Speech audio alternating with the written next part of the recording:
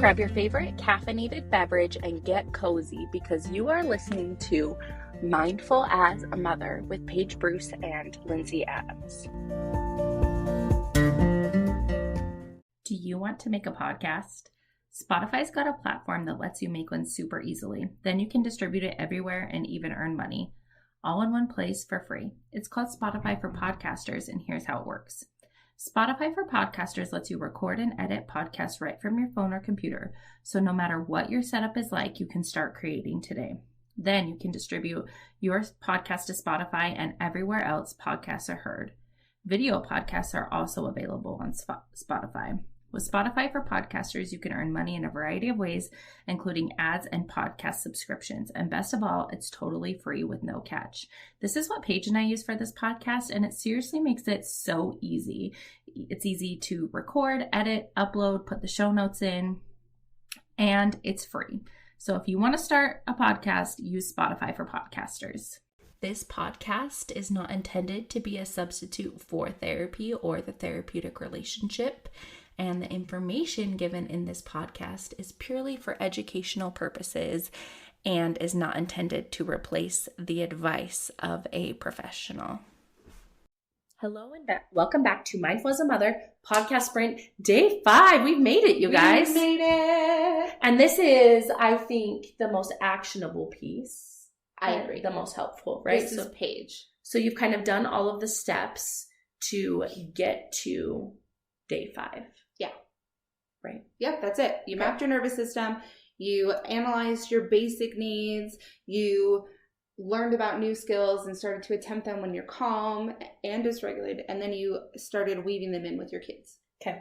And what is day 5? Day 5 is creating a supportive routine. So this is where you take the map of your nervous system. You know what your basic needs are and where you struggle with meeting your basic needs. And I think that's a good awareness piece too, that you can like break into your routine. And then you know what skills kind of work or what skills you're working on. And you always want to be adding new skills to your routine or like practicing or tweaking. Yes. But then you can look at yourself or your child and create a plan for how to regularly support your nervous system. And I think it helps to like map this out or write it down so that you have something to refer to, don't you think? Yeah, I do. And something I like to remind people of is these skills we're talking about are a mixed bag. Not every skill is going to be appropriate for every time you're dysregulated or every time you have an intense emotion. So that's the importance of having diversity and variety and to be practicing them slowly while we build it. But we want you to have a whole bouquet of wildflowers. Well, this is the metaphor that I use in sessions with my clients is like we have a toolbox, right? Mm-hmm. And I cannot build a house with just a hammer. So say just cold exposure is my hammer. Like I can't build a house with just a hammer. What else do I need? I probably need a saw. I should know more about construction. Nails, screws. A saw. You already said that. A saw, yeah. And like a screwdriver. But like a saw is not going to work in every situation either. So it's like having this wide variety of tools and then knowing what situations they work best in. So that's what you're going to kind of experiment and play with when you create this nervous system supporting routine. So you can take your child's toolbox. So what I would do is I would list out the tools. What tools do you have? What tools help you? And basic needs are tools, and I would focus on ones that, and something we didn't talk about also was hydration. So like making sure you're staying hydrated and your kids are staying hydrated. Listing out the basic needs as tools, and then the tools and things that you've been practicing or that you want to continue to explore. We find that we're more naturally drawn to things, and I think those are the things that our body is craving or ways we naturally regulate. Like when you said we showed up here last night at podcast weekend and we both like wrapped ourselves in blankets. We're both craving deep pressure and soft. Yeah. And then once the tools are listed, then you can go through and look at the map from day 1 for you or your child and say, these are my main triggers. So like for me, my main triggers are morning time, overstimulation, conflict, feeling overwhelmed. Those are just mine. I don't know what yours are.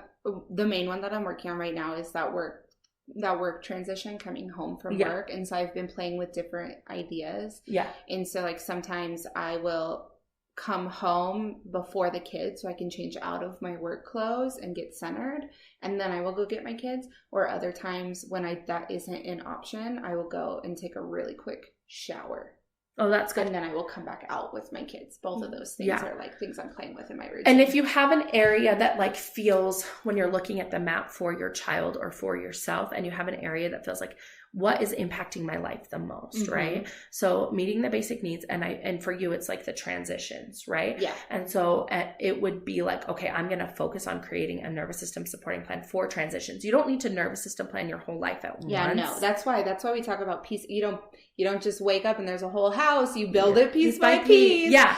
And we talked earlier about how that's too much change at once signals danger to our nervous system. So we don't want to be like overhauling and doing it perfectly. Yeah. So that's why I'm focusing on this one, because I felt like it was impacting me the most at the time, because it's the time when I want to be the most present and patient and connecting, and I'm not able to. And once you have that one down, and you feel like you're in a good groove, you can always tweak it, and it's easier to tweak, but then you can find a new area. And that's why when we talk about like our Calm Mom Happy Kids masterclass, the cool thing about it is you can keep going deeper and deeper. So you can pick this one area to focus on. And then once you have that honed in, you can go back and listen, and then there's new ideas for ways to go deeper and deeper into like the regulation piece. But so pick the area, pick skills you want to try, figure out what the triggers are, how you can implement basic needs that are already there or natural supports, and then how can you add in regulation either to your day or to the moment to help prevent the dysregulation or the meltdown for you or your kids. And then I would have a couple skills that you can do in the moment if dysregulation occurs, because you're more likely to be dysregulated at that time of day. Yeah. And so you're basically setting yourself up for success because you're creating a plan on what feels best. Yeah. When you're calm, so that way you can access it. So do you have a real life example of like a supportive routine that you've set up for your children? Oh, I have to think for a second. Absolutely. So one that I have set up for us is we wake up about 15 minutes earlier than we used to, because I was finding that in the morning the kids were starting to become dysregulated, and I knew because they were becoming short-tempered, having difficulty focusing and following the tasks to get ready for school, and then it was causing dad to get the same way, right? He was yelling at them over and over again to get the stuff done. So what we did, and I don't do any screens in the morning before school, so what I did is I turned their alarm clocks just a little bit earlier, and we compensate by going to bed at a good time, but a little bit earlier so they can move slowly in the morning. And then typically when they would normally wake up before, they would immediately like, go get breakfast, go do this. So we were able to incorporate like that restful period in the morning, and now they launch into their routine. This is really important for kids, guys, because you're adding that connection piece. So if you have a child that struggles with going to school or having the school meltdowns, wake them up earlier and have a slower, more connecting morning, because sometimes it's about the rush of the morning and how dysregulating it is to them that makes school hard. Plus, maybe it's school that's hard, but you're adding the cues of safety, because this is how we help kids regulate their nervous systems and we are and that's a lot of fucking pressure, but that's where we're at, right? Like we are their cues for safety. So how can we add those into our routine for them? Yes. On one of these, I shared like my bedtime routine with the kids, and that's one way I've created like a supportive, but also the after school routine is a big one. So then these are the times commonly for kids that they have the most meltdowns or like behaviors. And so you can even just pick one of these times of day and say like, okay, this is the time of day I'm going to work on. So after school, because of like the level of energy it takes and the level of demands that are placed, especially on my son who has autism in school, when he comes home, he really needs like that sensory reset and quiet time. So he has a snack and he goes in his room. And if we're too busy, or I try to push through that too fast, or we have too much going on, it makes the evening really difficult for all of us. Yes. And I would like to say that I think in parenting culture, having your kids busy and doing a lot of activities is what like the desire is, right? It's what the push is in parenting society. And what we actually need is the opposite. So I've had to consciously slow us down. And what I didn't recognize, and what was a struggle for me, is that I needed to consciously slow myself down also, because I was always in hyperdrive with that. And so while I struggled with feelings of guilt that they weren't doing all of the things like everyone else, it has been much more supportive for us as humans, like holistically. And I think like that patterns to them and models to our kids that they don't need to be busy all the time and that rest is important. And talking about that, like I talk about the routine, like, okay, after school, it's a lot. And so we're just going to like take rest time or do something to help us feel like ready for the evening or ready to get ready for dinner or ready to do our chore. And they see me supporting myself in that and supporting them in that. And it makes them more agreeable. But it's also sending the message like that, hey, you do not have to do all the things and you do not have to be overly productive and busy.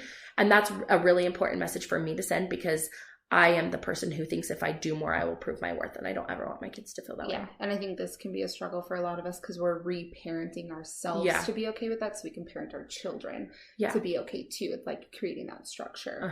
So that's really what it means to create that supportive routine, is after you have done the steps, you have the collection of skills in the toolbox, it's applying them in a way that feels most supportive, and it's going to be trial and error. But it's intentional and strategic. Yes. So being intentional, strategic, and knowing that like you're going to have to tweak things. So it's like back to our house analogy, like you're hanging pictures, it might get a little crooked and you're going to have to go back and like adjust it, or like, you know, I actually don't like that base right there, I'm going to have to move. Yeah. And it could change for every stage of life that your kids and yourself go through. So I think that's important too. It's always adaptable. Yeah. So thank you guys so much for celebrating our 100th episode with our podcast sprint. We hope you were able to glean some of the things that we talk about as establishing a foundation for your nervous system, why it's important, and how you can understand it for yourself and your kids. And if you want to dive deeper into the specific skills and how we apply them and why the nervous system works the way it does, you really need to check out our Calm Mom Happy Kids masterclass in our Stan store, because it really breaks it down in so much more detail if you're needing help with some of like the very specifics of implementing this. Yeah, thank you. Thanks for coming to Mindful as a Mother podcast. If you'd like more of us and Mindful as a Mother, you can find Paige at Instagram at Parenting with Paige, and Lindsay at Linz_Adams LCSW. Find us on TikTok, Instagram, and in our Facebook group, Creating Community and Smashing Parental Stigma, Embracing Mindful Motherhood and Positive Parenting. Thanks so much, and see you next time.